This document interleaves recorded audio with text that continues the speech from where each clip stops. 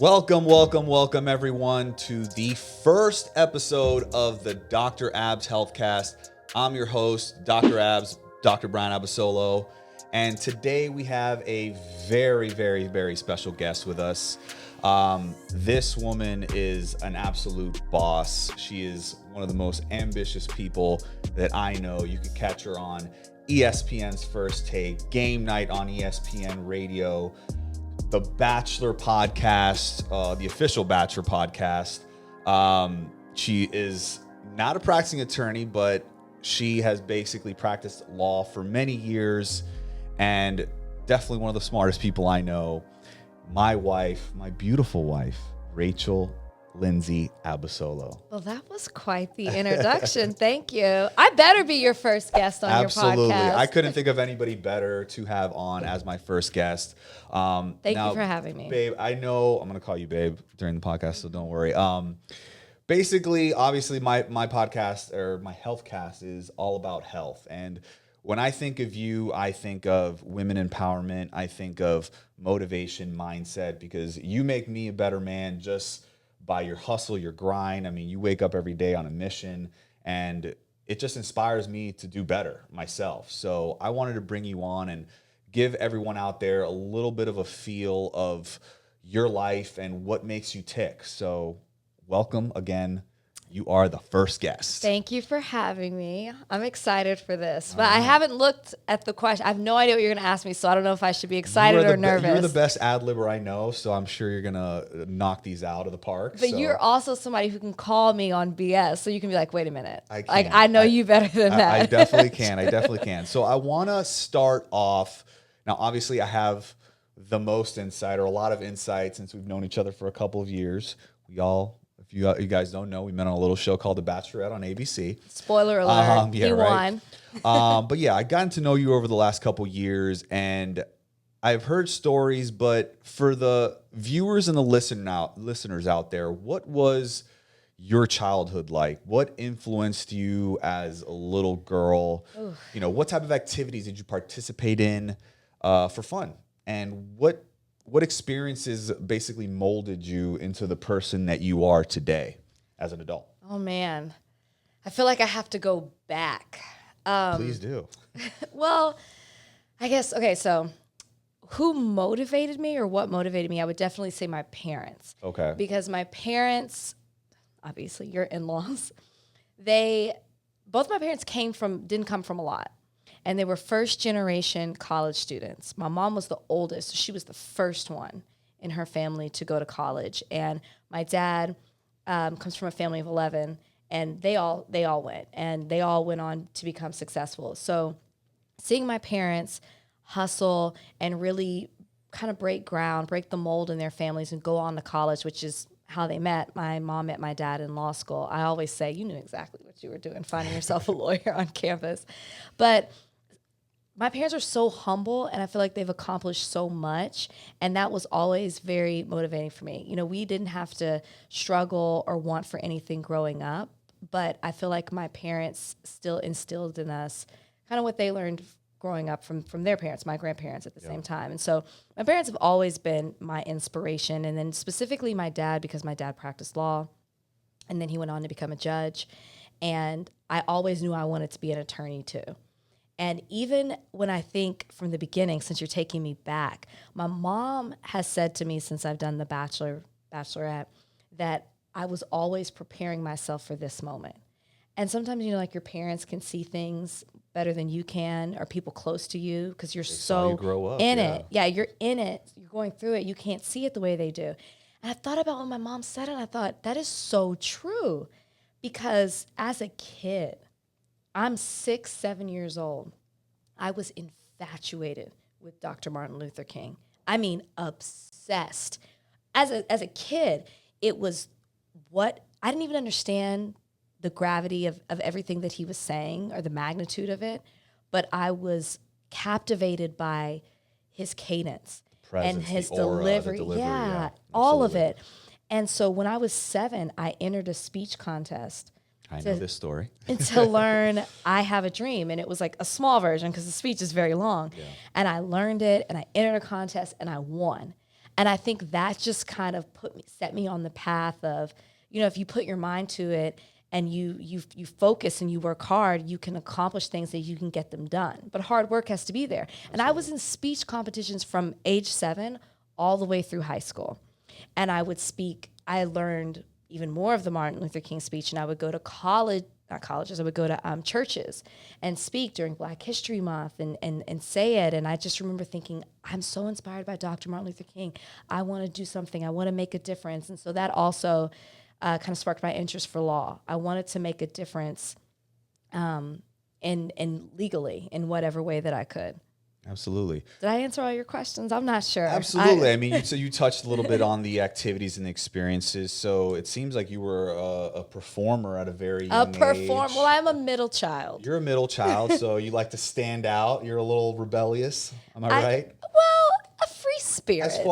Amongst your sisters. Amongst my sisters, absolutely. I mean, I remember as a kid watching Disney movies, and in our living room, I would reenact the entire movie. And I used my little sister as props. My older sister was like, I don't care what you're doing.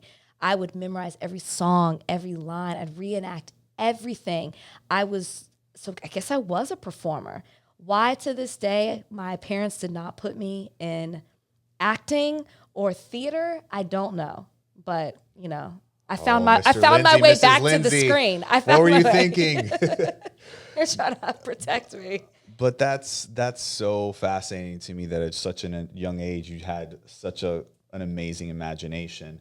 Now I want to go back to your parents, your wonderful parents, amazing people, Mr. and Mrs. Lindsay. Shout out to you guys.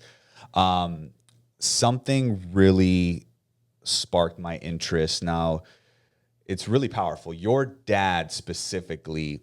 I know he congratulates you on all your accomplishments and whatnot, but there was something that you said to me that he's always told you that's basically verbatim. I'm sorry. It's something that your dad always tells you. Yeah, that's what you're supposed to do. You're a Lindsay. You're a Lindsay, yes. So it's kind of like, congrats, don't get too high on yourself. There's still more to do. This is what Lindsays do. How do you feel like that, being told that from a young age, kind of formed your ambition and your drive? Yeah, well, the smart ass in me would say, well, actually, I'm an Abasolo now, so does that mean that I don't have to you try can say the that same now, way? But what about growing up? Now you can say that. I guess it's a gift and a curse. It's not that my parents didn't congratulate me, which you acknowledge they did, but it was almost like there's still work to be done. Like, don't get complacent and don't get comfortable because somebody else will take your spot. Somebody else is coming up. You always need to be striving to do and be better. And I feel like I have an insatiable appetite for always wanting to do my best. And I'm never satisfied, which is why I say it's a gift and a curse, because sometimes you do need to just sit back and relish in the accomplishments that you have instead of always thinking, I gotta go. Absolutely. I have to be better.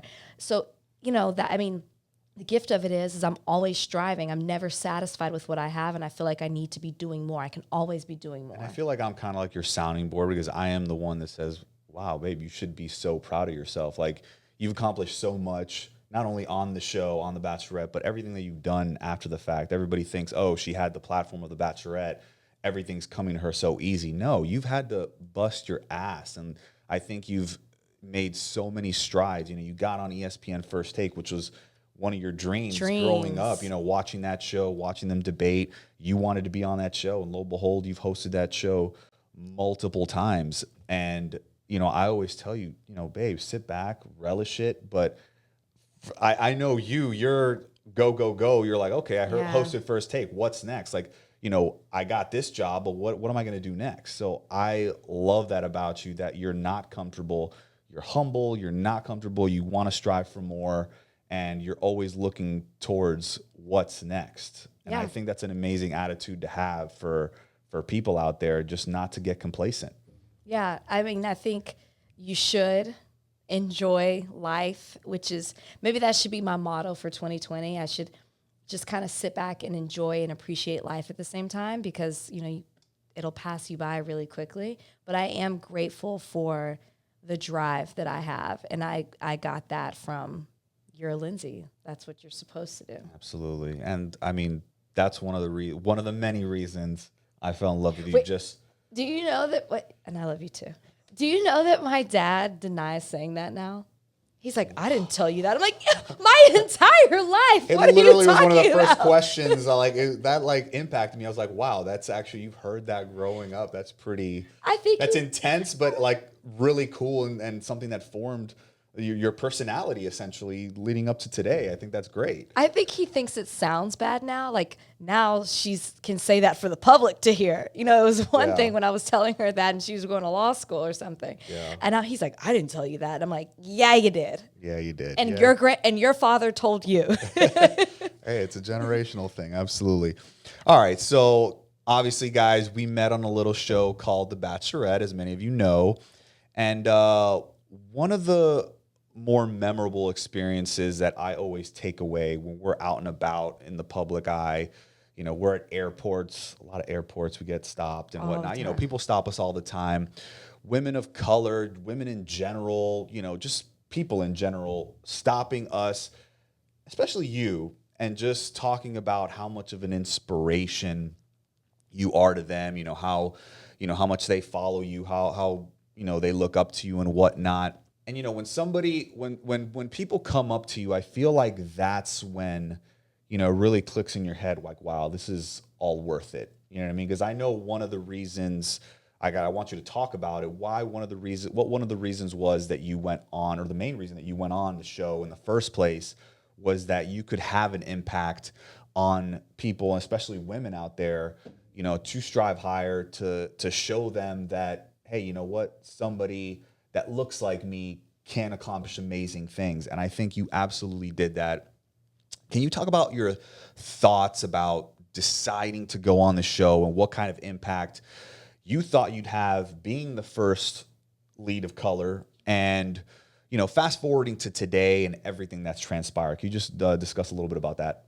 Yeah, I mean, you said it. The reason I decided to say yes to being the Bachelorette is because I said no. But I ended up saying yes because I thought, wow, you know, out of all the people, you want me. And you want me to represent being the first woman of color in this role. I also said there has been nobody in the franchise, there's been no lead in the franchise who has looked like me before. That's a problem. And I get to be the person to represent women of color in this role. It's very rare that you see women of color adored and desired on TV, who are in a position to make decisions, in a position of power, to be in control. And I got to do that, and I felt like I could do it well. Never in my wildest dreams did I think, oh, this is actually going to work. It was more like, Rachel, you have a job to do, and you need to do it. But I was open to it. But I was skeptical at the same time. Skeptical one, yes. But I was open. I thought, you know, who knows? Crazier things have happened. And obviously we know how it all ended. But although you told everybody you knew that you were coming home alone. Everybody. I was like, y'all don't worry. I'll be back. I'll be right back. Big Rach. I got to do this for the people. Single Big Rach is coming back home. I got to do this for the people. But no, I mean, that was my main motivation for doing the show. And you're right. Sometimes you get so caught up in what you read in a headline or a comment that you see on social media or a crazy DM that you get, and you forget that there are people who actually appreciate and respect what you did. There are people who don't pick apart certain things that you did and kind of look at it as a whole and understand what you represent and who you are as a person.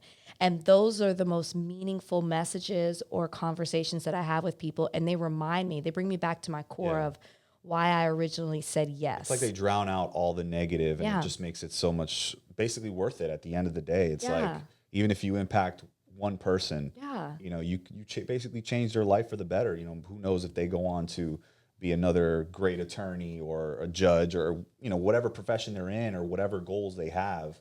You know, just watching you on the television screen or hearing you on the radio or seeing where you are now on these TV shows and on the radio, I mean, it could inspire many people. And I think that's amazing. Yeah, I had no idea how impactful it would be. I'm just thinking, hey, I'm representing a woman of color. But I was representing a woman who was opinionated, who was an attorney, a professional in her 30s who was single, who had tried love and failed. I represented women who were stepping outside of their comfort zone to go against the grain of what they had been taught to do their entire life. Yeah. And just so many different facets that I was representing that I didn't even realize it until it was over with, or I would talk to people and they would say to me, you know, I changed my major. I changed my career path. I, you know, dated outside of my race. Like just little things. You don't even think about crazy. it, like puts things in perspective. Yeah. Absolutely, absolutely. So what advice would you give, you know, young women growing up out there who want to emulate you and want to follow in your footsteps, you know, not necessarily going on the show, but just don't do that. But just following your dreams in general and just trying to be successful. Like, what advice would you give women out there? How do I want to phrase this? I definitely think that I spoke at Emory College. Gosh, that was this year. Oh, no, last year. Oh, we're in 2020. Okay.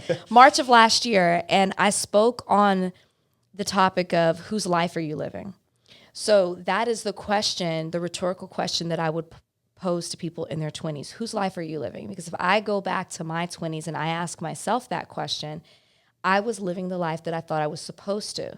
Now, did I want to go to law school and be an attorney? Yes, that had been a dream of mine. But as I got into college and I started to expand my horizons and my thinking and seeing all these different other, you know, career paths that were out there and things that sparked my interest, I wanted to change things and I was too afraid to do it because do you feel like that was your parents' influence? 100%. Because I know growing my up, dad. It's like engineer, doctor, lawyer. Those are like the only professions out there that you could go into. And, you know, obviously we want to please our parents. Absolutely. And it's something that, you know, these are the people that gave us life, that have raised us our entire lives. And it's like, we want to please them. And, you know, we listen to them because we trust them and, hey, you know, they know best. Yeah, I was afraid. They do. And I don't regret what I did, but it just took me longer to kind of find my way and to have my voice. Yeah. I was trying to please, as you said.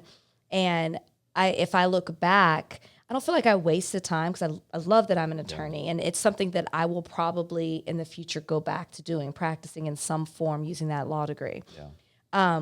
But I feel like I was afraid to take risks. There were more risks that I would have taken if I was living the life that I wanted to live rather than getting that pat on the back from my parents. Yeah. I think that was your journey. Like, I don't think you should have, I know you don't have any regrets. Yeah. You appreciate everything that you went through in your life. But yeah, I mean, maybe somebody that's just starting out, maybe they hear this and, you know, they make that switch right away. For you, it was, you know, everything leading up to now, I feel like needed to happen for you to become the person that you are. And to say this, because when I spoke at Emory, I didn't get to answer every question. I said, DM me, I will answer every question that comes in. And I did. And a lot of girls were telling me that they were struggling like I was. For me, it was when I was in my 30s where I was like, oh, I want to do something different. Yeah. This is the time where you can make those decisions and really take the time to craft what it is that you want to do. Oh, shoot, I just lost my train of thought. And it's never too late to change. Yeah. It's not. And what I was going to say is if I was still living the life my parents wanted me to live, I would have never been the Bachelorette. I wouldn't be sitting with you now. I wouldn't be talking to this. I probably wouldn't be married. Yeah. I'd be crazy. I'd be crazed somewhere. You probably see me next weekend at Super Bowl or something, partying it up or next month. May have been questioning your sexuality, not being married at this point. I just think that I'm glad I did it when I did it because now I have a platform to do it. But if I was still living somebody else's life, I would not have what I have today. Absolutely. Absolutely. All right. So let's talk a little bit about The Bachelorette. Obviously, it was just such a big part of our lives and us coming together in our union. So give me the top 3 learning lessons that you learned on The Bachelorette and how others, women, men, anybody out there could basically apply those lessons in their own lives. I would say trust your gut Because in The Bachelorette, you're kind of out there by yourself. You just have producers. So you really have to make decisions, big decisions by yourself. No family, no friends. And so I trusted in me, and it led me to you. Absolutely. So I think that if you really just trust yourself, it's gotten you this far. I would also say, was the question, what I learned from The Bachelorette. Yeah, I would say also don't try to be somebody that you're not. It never comes across well. People can read through it, and nobody is like you. As many people as there are in this world, we are all uniquely made. So why not be you? Because there's nobody else like you, and that's a beautiful thing. Yep. And the last thing I would say is, oh shoot, this is a hard question. I'm trying to. What did I say? Be yourself. Make you work a little bit here. What did I say? Be yourself. Trust your gut. Trust your gut. Be yourself. Be yourself. And I know that's hard. I mean, maybe I'll rack your brain a little bit. Obviously, that's hard with the cameras in your face and like people. It wasn't hard for me to be myself. I think because I was 31. I'd say the same thing about you. Yeah. 31, then turned 32 on the show. 37. Like, we didn't have time for that. The third thing I will say is advice that someone gave me going on the show: have fun, which is what I don't do enough of. When I told you the insatiable appetite about always wanting to do better and be better and thinking ahead, I swear I'm 3 years ahead in my brain right now. Ali Fedotowsky told me, when you're the Bachelorette, enjoy the moment because it's going to go by so fast. And you're going to be traveling all over the world, meeting all these people, having these insane experiences that you may never have again. So enjoy the moment. And I think that that's just a lesson that you can apply, period. Enjoy, like sit back sometimes and look around to appreciate all that you have and where you are in life. And we don't do enough of that. And I'm preaching to myself right now. So absolutely. So enjoy the moment, trust your gut. And what was the second one? Be yourself. And be yourself. There you go, guys. All right. So let's switch topics a little bit here. Obviously, this is something that we're in now. We are in a relationship. Let's talk about... We're in a marriage. We're in a marriage, yes. We're in a healthy marriage relationship. Now, what would you say are your top three, let's say three requirements for a healthy relationship, and why? Communication. Very much so. Yeah, much so. I mean... We have sometimes a little difficulty with that, but I feel like that's also one of our strong suits. It is. I think we've always said it's one of the strongest things, but like, let's not beat around the bush. It's hard. It's hard to have those uncomfortable conversations because you don't want to offend your partner. You don't want to seem too sensitive sometimes, but it's necessary. And if you're having trouble with that, I would say therapy. So maybe this can go into my number 2. I think bringing in sometimes like a third voice. Yeah, like not a parent, not a pastor, just somebody who can hear you both and not kind bias. And it helps. I mean, we did premarital counseling before we got married, and I think that it was nice for me to kind of hear, oh, that's what he means, and not be emotional about it, and vice versa. The third and I think just talking things through. I mean, sometimes maybe we say we're communicating and we say certain things, but, maybe you interpret it in a different way and I meant it in a totally different way. Right. So it's like, I feel that's on one of us to say, either myself, maybe explain myself better, or, you know what, hey, I didn't really understand that too well, Brian, maybe want to elaborate on that so I can understand it better. I think that's, very key. Ask questions, get down to the nitty gritty when it comes to what you really feel and mean, because, you don't want things to be misinterpreted at all. Right. Yeah. Right. So go ahead. I'm sorry. Well, I was gonna say the third thing is, I think, just to do. Sometimes it's so easy to get complacent and in a rut in your relationship, marriage, whatever it is that you have, because you just, you get caught up in going to work, or I have to do this, and I have to go to the grocery store, and I have to do this for the house, and this with the kids, dogs, whatever.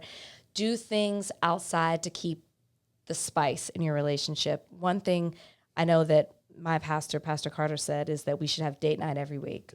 We don't do it. Don't do But we should do it, and I understand the purpose behind that because you need to just get out and enjoy each other and remind each other sometimes why you fell in love with each other. In our defense, we do travel a lot. I know, no, but I'm that's just no saying. excuse. That's no excuse. Right. When That you doesn't count. We should do things, Absolutely. something new things. I agree. No, and I think, like you said, keep the spice alive. Try new things. Just don't keep doing the same things over and over again, even though that may be your comfort zone, but step out of your comfort zone a little bit and explore, all the many things that this world has to offer, as far as entertainment or whatnot. And, I think you'll surprise yourself in the relationship. You may find out something that you didn't think you'd enjoy that, hey, you know what, we can make this a common thing. All right. So let's see. So let's talk about social media now. Obviously coming off of this show, Bachelor Nation is a different beast. And there's a lot of no name, no face trolls out there that just make up accounts to basically spew negativity and hate. And everybody gets it. Everybody gets it, some more than others. And I feel like you get a lot of it. You know what I mean? Like, I feel like you maybe get a little bit more than most. How would you say, what's your mindset when it comes to coping with that negative energy? Like, as far as mentally and emotionally, what do you do to block out the noise? Okay, so I first have to say that, because I think sometimes when I start talking about this, people think that it never affects me. Sometimes it does. Yeah. Right? Not We're all bad. Human. We're all human. But sometimes absolutely. I'm like, oh, gosh, I feel so misunderstood. It affects me like that. Yeah. But not that much. Because these are the two things that I tell myself. One, I don't know you. So why am I going to get all in a tizzy over somebody that I don't know?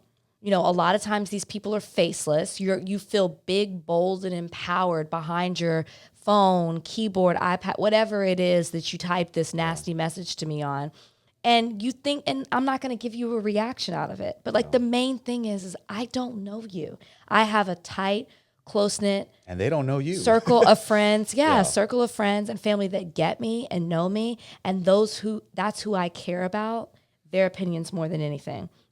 And the second thing is, when you are in public and you have a platform, if you're going to accept all the praise and compliments that people are going to give you, then you have to be able to accept the opposite end of the spectrum of that. It's funny because I feel like, I think we're all guilty of this. You see 100 comments and 99 of them are, I love you, Bryan. I love you, Rachel. And then one is just a troll saying something negative. Yeah. And you feel the need to wait a minute. You know what I mean? Why weren't they all 100% positive? Right. And you want to clap back at them or whatnot. But at the end of the day, you know what's in your heart. You're a good person. You're doing your best. You're living your best life. And, they don't matter at the end of the day. This is just some person that really, maybe they got some perception off of TV, which is more than likely very inaccurate, and they're just popping off, maybe a little jealousy, maybe a little, they want to be in your position, but, I think they just want a reaction. I've told you before, sometimes I've written people speak back. Speak on that. I've written people back and said, God bless, have a good day, and they're like, oh my gosh, I cannot believe that happened. My niece got a hold of my phone and wrote that message. Or, oh my gosh, my friend, she suffers from something. It's like, what? I mean, most of the time when I confront someone, they always have an excuse as to their sister, their brother, their friend. Somebody was trying to play a joke, be funny. And so I guess for me, it's my thought is why take it to that extreme negative to get a rise out of you and then take it back? Why not just maybe give a positive, inspiring message that sticks out from all the positive ones to get a reaction? You know what I mean? I don't know. Well, what I've done is I've now tried to, because I used to be Queen Clapback. Now I try to respond. I tried to. You did. You helped with wean that. you off of those. But I try to actually acknowledge people who do take the time to send something positive. And I have received a lot. And I said, you know what? I'm going to write her back because she really took time out of her day to acknowledge what it is that I was doing. Yeah. Yeah, so I wanted to acknowledge her. Absolutely. So let's see. So you were known as a clapback queen, but you're I also known was. as one of the realest people on this show or coming out of this show because let's be honest, you keep it real 100% of the time. You Yeah. speak your mind, and although that may, you know, send people into a little bit of a tiff or whatnot, it's something that needs to be done because that's you. That's you. You're going to give your opinion, whether people like it or not. Um, what would you say? So yeah, some people love that about you. Some people love that you're, 100% real. But then you have people out there that basically think, okay, you should say less because they feel your honesty is quote unquote mean, Hmm. right? So what do you take away from that? And let's say when you have a child, when we have a child, Hmm. what will you teach them about your experience on the show? So I guess the first part to what you're saying is I I've never really, this is crazy. I'm an attorney, but I've never really been one to play by the rules. I've always kind of marched to the beat of my own drum. So I think that's hard for people to accept because you look at other bachelorettes and there's this unwritten rule that you're supposed to be a certain way and I'm like, no, I didn't come here to I guess play by the rules of like, if I have an opinion, I'm going to speak it, I'm going to say it. And crazy enough, I don't even say half the things that I'm really thinking. So if you think what I've been saying is wild, if you could be a fly on the wall in the house with Brian and I, that's all I'll say. I get the But lowdown you get it dirt. all. Like I have way more to say. So it's Yeah, then I could see how people would say I was mean. yeah. But as I far get as when it comes to children, oh, go Yeah, no, ahead. no. I guess I love the fact that some people out there get it. They appreciate you being so open and honest. I feel like those people that you're so mean. It's like the people that say if you don't have something nice. I don't think it's that you say anything mean per se. You Yeah, just give an honest just opinion. You call it as you see it, and well-behaved women rarely make history. there you go. That There is you go. that is the truth. And I just think as the Bachelorette, you're supposed to be adored and kind of sit on a pedestal, and it's like that's just not who I am. I actually have something to say and I have opinions and I'm just not going to be that Bachelorette. There are plenty of other And ones it's to funny pick. because you just stay busy. Like, obviously, whenever a tabloid comes out and there's some, Bachelor Nation tea, you're usually a part of it just because you know what? She's gonna tell it like it is, so we want I to get don't her care. opinion on it. So, that needs to be respected. But I will say, to answer your question about children, Oh yes, what I would please. tell my children is that you have to know who you are. And that really is the foundation of everything. And that's what gives me the strength to read past negative comments on social media or whatever, or tabloids or a crazy headline. It gives me the confidence to stand in front of people and say, this is who I am, whether you accept it or not, because I Yeah. know myself. I'm very aware. And that takes time to build.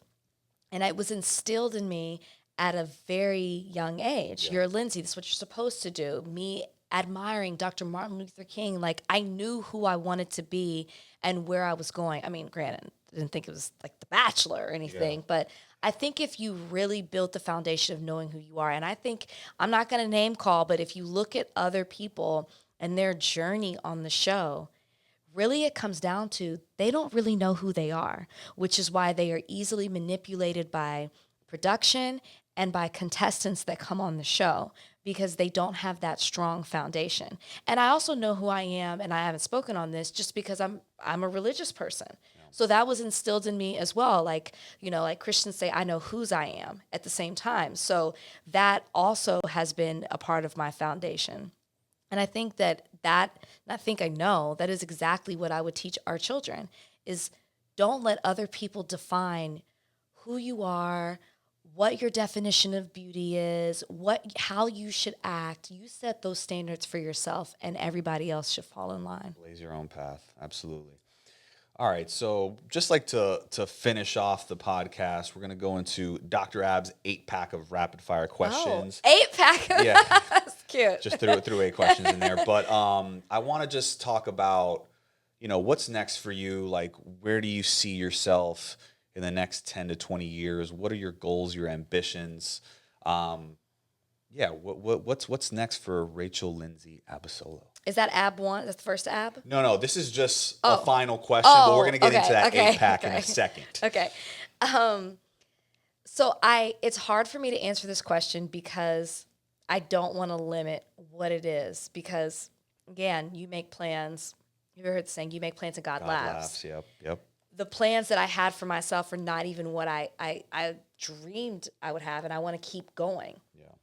But you want to keep being surprised at all the amazing things that come your way. I don't limit myself. So I 10 to 20 years, I'd love to have my own show. Okay. With other people. Okay. I'm not Oprah.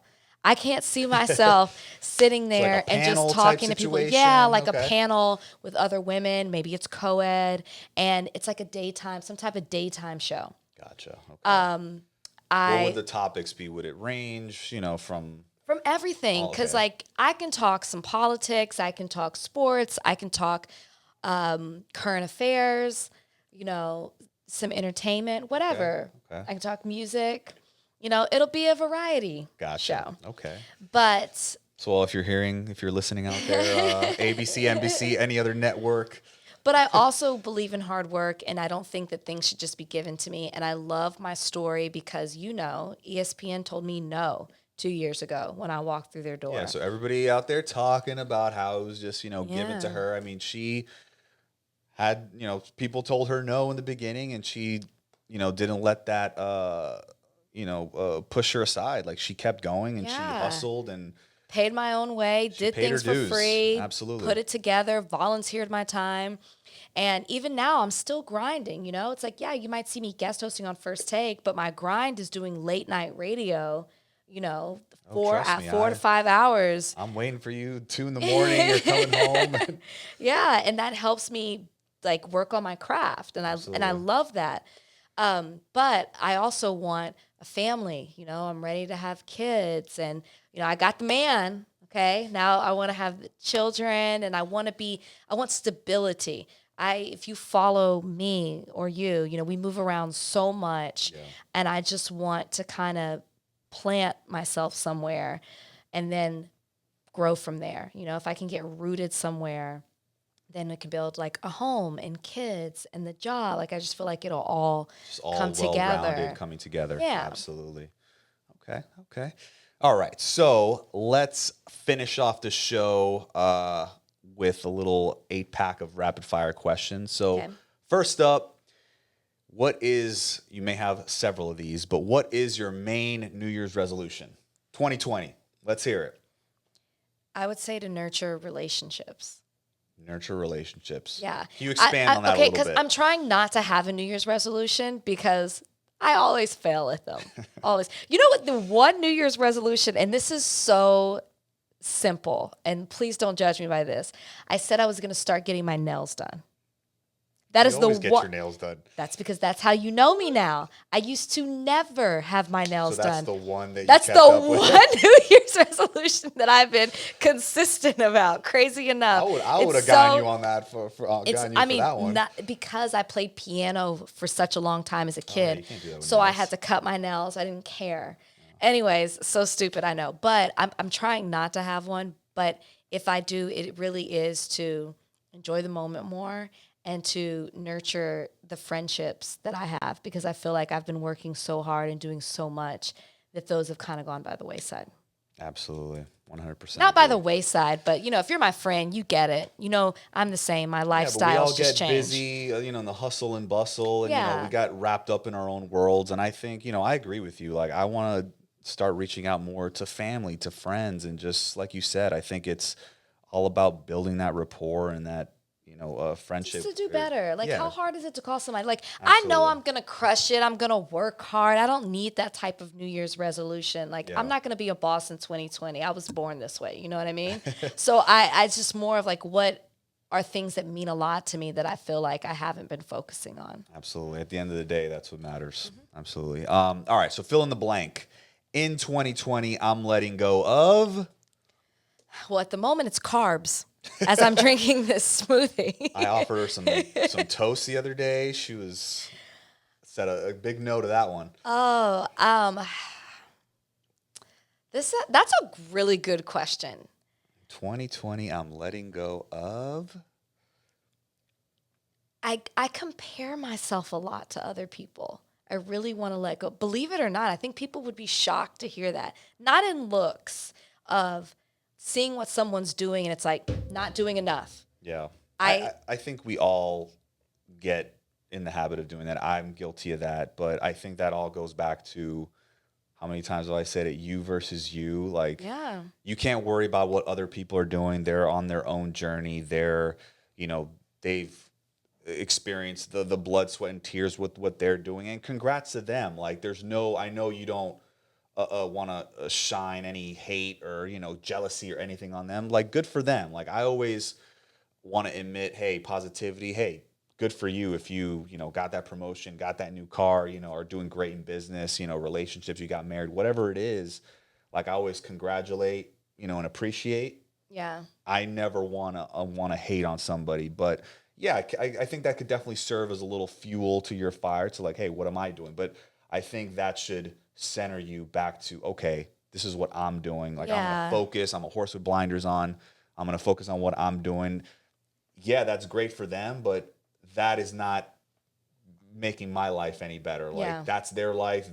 I'm happy for them, but I got to focus on me. Right. And that's the mentality that I think we should all have as far as, you versus you. Challenge the person that you see in the mirror every day.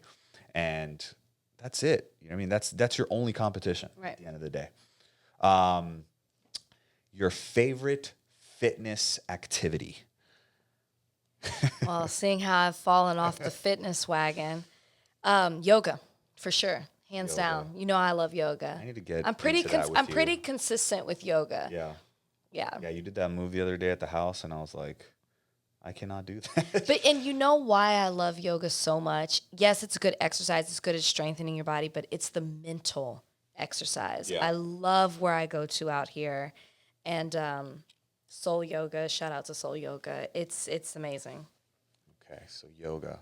I actually got to do that a little bit more. Got to get my stretch on. Mm-hmm. All right, so favorite healthy food. Your go-to healthy food. I guess smoothies. That's what I'm drinking right now. Spinach, pineapple, grapes. Pretty simple. Yeah. Little trio. It's really good. Trio of goodness. It's good. All right, I know you're not a big supplement person, but your favorite nutritional supplement? You're right. Not a one. I can't name any. Your Au Natural, just Whole Foods. Vitamin C. I don't even take it. I put it on my face. I don't. I'm terrible. You let it seep through your pores. Maybe that should be my New Year's resolution. Take care of yourself. There you go.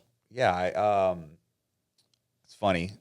I actually just acquired some ZMA, some zinc, some magnesium. It's really, really good for you.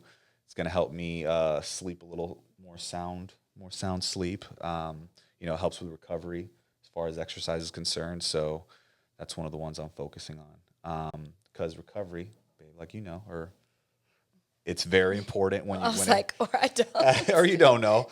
It's very important when it comes to rest and recovery is huge. I mean, there's been studies out there where people that get better sleep, they maintain more muscle mass, and they lose more body fat. So definitely might have to introduce you to a couple supplements. Yeah. Maybe that'll benefit you. All right.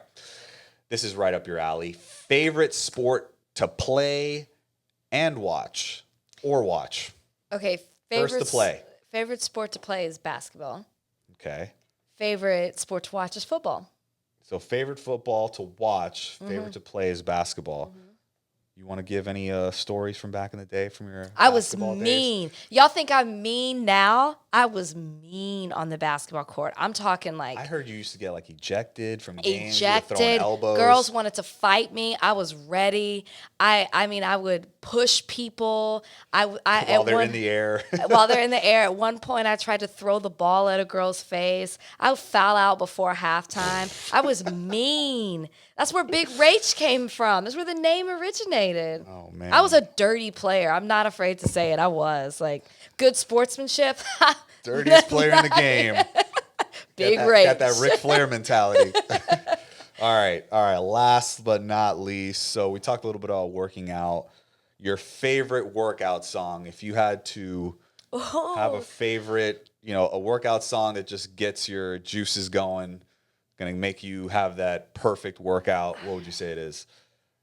It's got to be something around the college time, like college years. So like, I feel like you're going to say some like Southern, like 100%, like Boosie, Lil Okay. Boosie,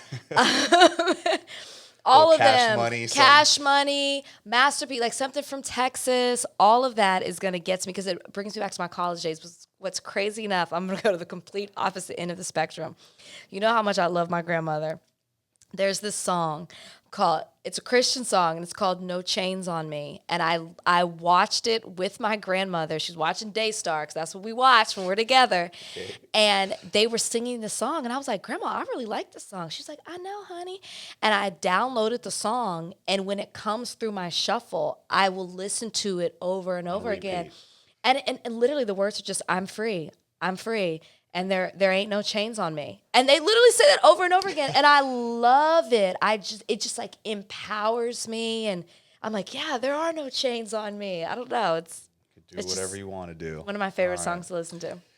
All right. So I would just want to tell you thank you so much for coming on. Thanks for having me. You really didn't have no choice. But well, I mean, it's like we talk all day, all the time. But might as well put it on tape. So just thank you, and just I appreciate your honesty, and just for being such an inspiration, not only to me, but so many people out there. And just want to thank you for coming on the Dr. Abs Healthcast. Thank you for having me on. I love you. I love you too.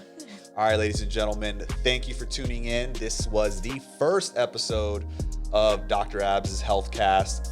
Many more episodes to come, not only with inspiring and motivational and empowering women like Rachel Lindsay Abasolo, but we're going to have, fitness experts, medical healthcare professionals on here that are going to be talking about all things natural health care solutions, fitness, nutrition, supplementation, motivation, mindset. So thank you for tuning in, and check us out on the next episode.